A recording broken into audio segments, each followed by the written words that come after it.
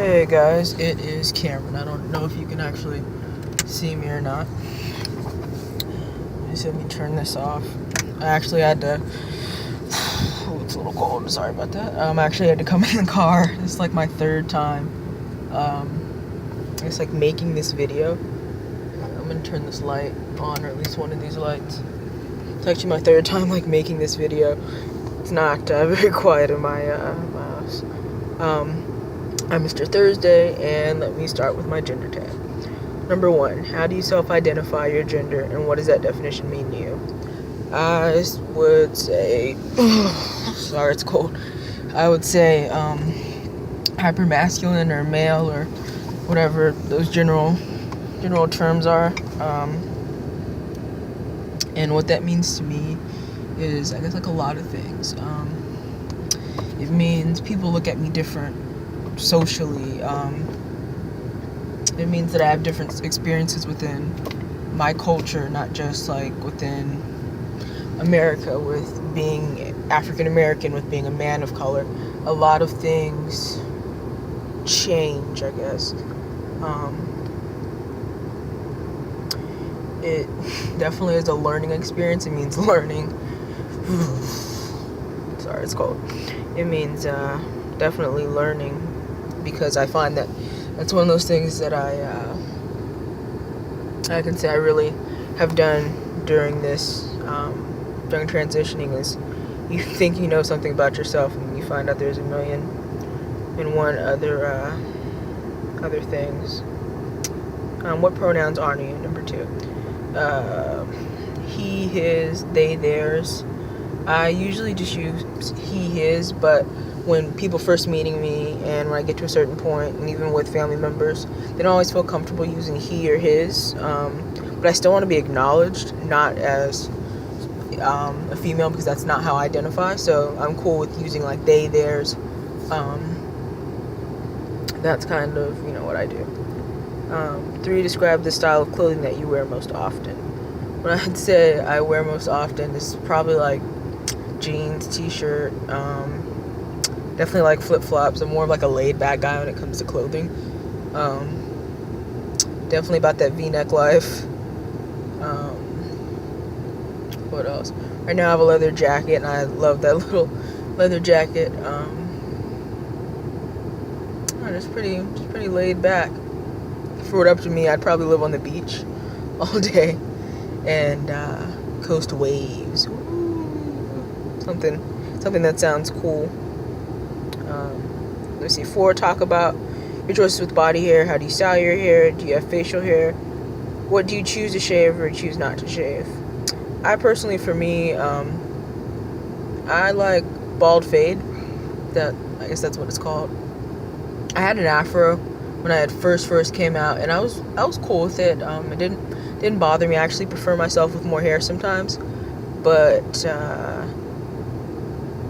don't know. I guess sometimes I don't really want to like take out the time to do it, and I knew I didn't want to look raggedy, and I knew I didn't want to look like I wasn't like unkempt, I guess, and so I wound up shaving my hair, and I don't know, I got to a certain point where I felt like, let me do something, like this is something that's really big and really new to me, and I just felt like my whole, I guess, being going into, I'm a very spiritual person, I believe in God and all those things, and kind of just, I don't know, it showed up there too.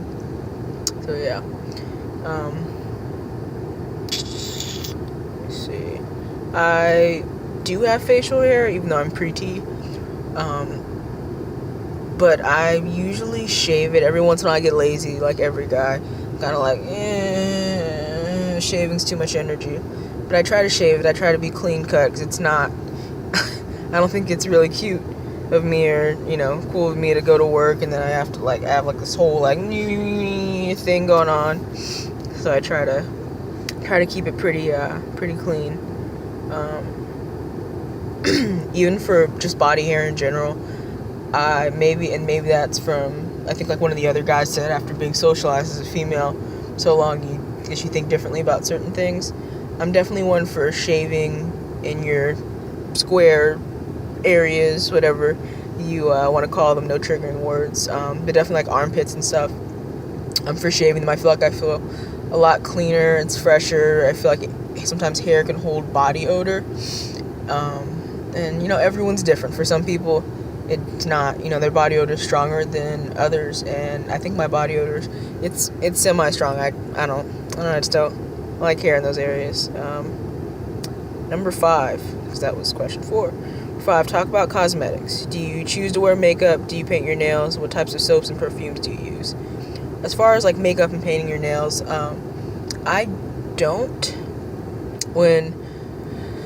Before I, you know, came out and discovered like the off feeling was, I guess we can describe it as off feeling. Before I came to find out that I was transgender and all these other things, even then it didn't really like, and I didn't really like it. Like, I'd wear it because my mom was like, you know, girls your age wear makeup. I wore makeup when I was your age. I bought your sister makeup and blah, blah, blah. I was kind of like, but I didn't really, like, do it. I was kind of just like, I'd wear lip gloss, but that was pretty much, even now I wear Blistex, but Blistex doesn't count as lip gloss to me. If it does, then, you know, oh well. I guess I was wearing lip gloss. It's Blistex. You see, painting nails and stuff like that. I will do that when it's with children, because they're, like, little, and it's fun to play dress up with them and stuff like that, but otherwise, in my spare time, I don't. And for soaps and perfumes, I guess cologne and stuff, I usually keep more masculine scents. If I do kind of like traipse through scents in general, every once in a while I have like a sea breeze kind of scent. Or if I really do like something that's kind of like feminine or fruity smelling, like, I don't mind it. It's not something that I'm gonna be like, oh my gosh, it smells like peaches, I don't want to wear it. Sometimes peaches smell good. I'm pretty chill about that kind of stuff. And what I've noticed, and I guess that's something to take away for pre-T guys or whether you're on T, is that when you wear cologne and when you use body wash, use body soap, to really be aware of how it reacts with your body composition. Because you might find that, okay, even though you like this scent, or another trans guy said he recommended this scent, whatever the case was, it might not do well with your scent. And I found that out just for me in general, just trying certain things. I use, I think it's called like Dove for Men, Suave, Fresh, something like that. And that seems to work for me, honestly. I don't have a problem with it. I like it. And it smells good. It makes me smell fresh and not like weird or anything. The same with deodorant. I wear deodorant and stuff. Pretty much all like guy stuff for the most part. But I do occasionally like to traipse into Bath and Body Works and buy something when they have sales. Take care of sales, I guess, something like that. Have you been misgendered? If so, how often? I like to think every trans person at one point in time has been misgendered for the most part. But, you know, everyone's different. Maybe you haven't been.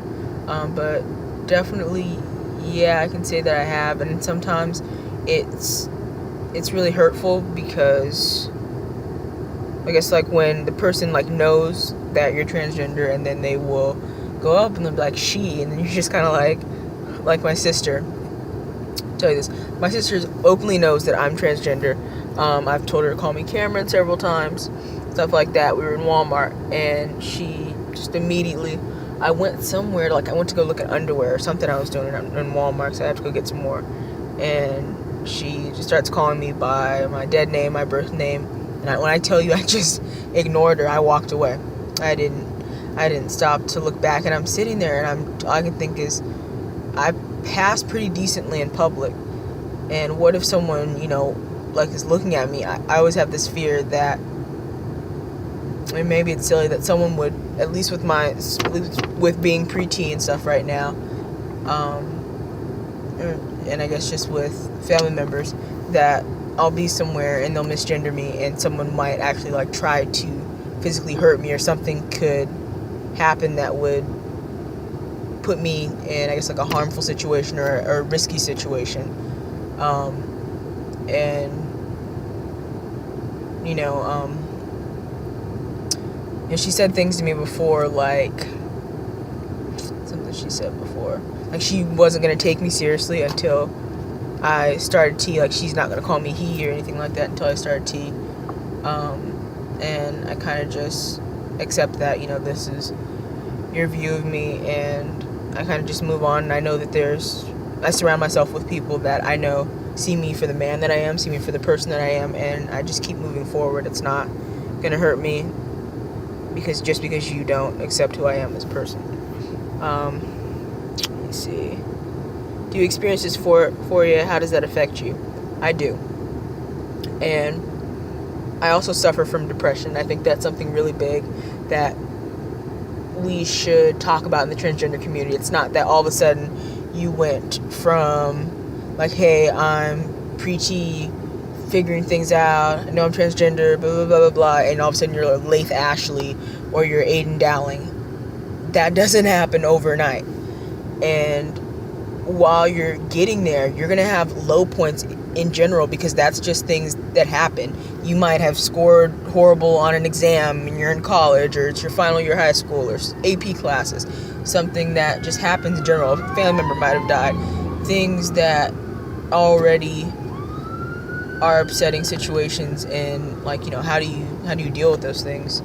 And then even if you didn't suffer from depression really beforehand, when you experience dysphoria, it's kind of like, I guess for me initially it was kind of like a mind screw, I guess. I don't want to say the F word in case any ladies or anything are watching. I don't like cursing around the ladies, but kind of like a mind screw, because I'm just like, whoa, like I'm feeling like this, like, yeah, I'm all pumped up, working out and stuff, and then it's kind of like you look down, or I don't want to trigger anybody, but you look down and you go and take a shower, or you are in public and you look across and you're with a family member and they say something to you that you're just kind of like, whoa, wait. And it hurts. It makes you really analyze yourself. Sometimes sometimes I doubt myself, like, what am I doing here? But then I look back, I take a conscious decision to look back, to have time to say, hey, this is who I am. I'm Cameron. I'm an awesome guy. Sometimes I say things I probably shouldn't say. I get nervous and stutter. I like the color blue. I love Chipotle. I like to go running. I have a dog. All these things that are like, I guess I sit back and I self-analyze and self-reflect and realize that it's not going to last forever, that you're going to have moments where you feel on top of the world and where people,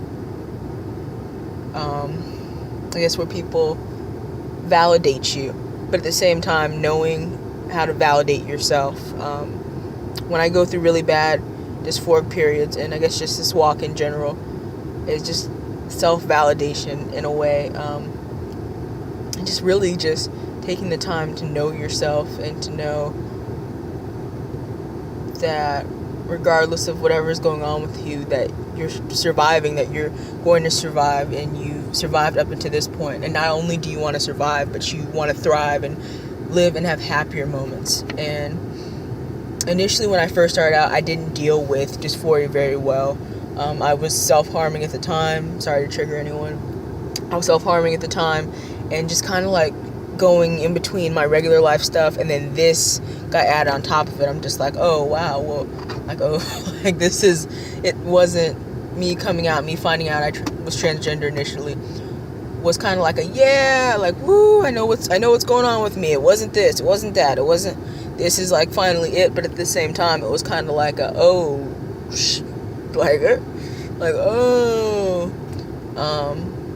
and it's just finding out how do you calm yourself down emotionally. And it's been definitely a spiritual roller coaster, and I hope my thoughts make sense to you. I don't want this video to drag on too long, but in those times I'd say honestly, just take care of yourself emotionally.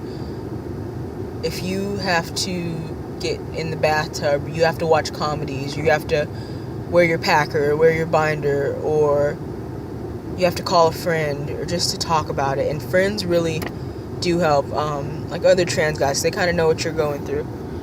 Or just finding ways that make you happy outside of that, if it's drawing, or if it's reading, or for me, writing, or working out, or whatever does it. Find positive ways to express yourself. Find positive ways to just continue to, I don't want to be corny and say the word validate yourself, but finding ways to feel more like yourself.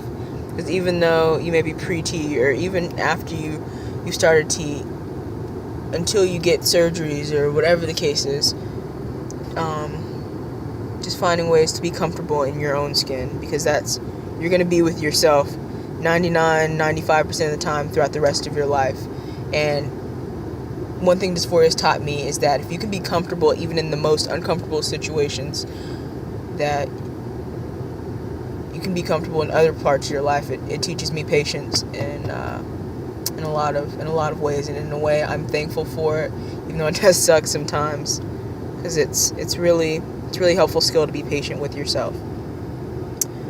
Let me see. That went on extra long. I apologize. Let's see. Talk about children. Are you interested in having children? Would you want to carry a child if they're an option for you, or do you want to be the primary caretaker for any children you may have? I actually do want children, and I've really thought this over. I wouldn't, and that's just, I guess, getting into surgeries.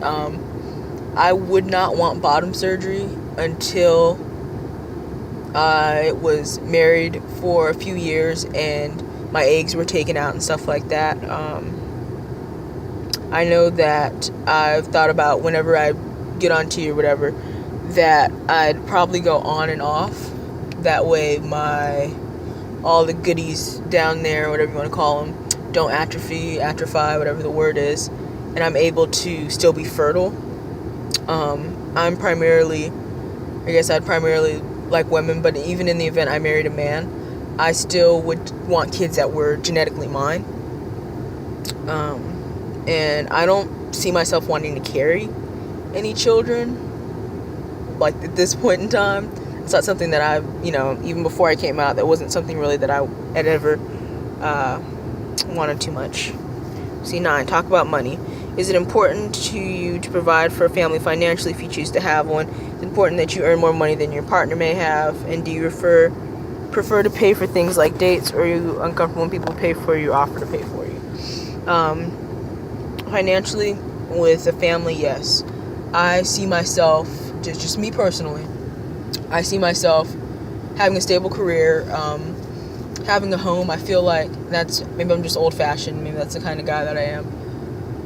I wouldn't want to marry a woman or ask someone to be my wife or be my husband or anything like that until I knew that I could have a home for you or a house for you. It would make me feel uncomfortable in a way to be like, oh, this is our first apartment, blah, blah, blah, blah, blah. I want to know that I can have a home with you. I'm marrying with you to grow and to build.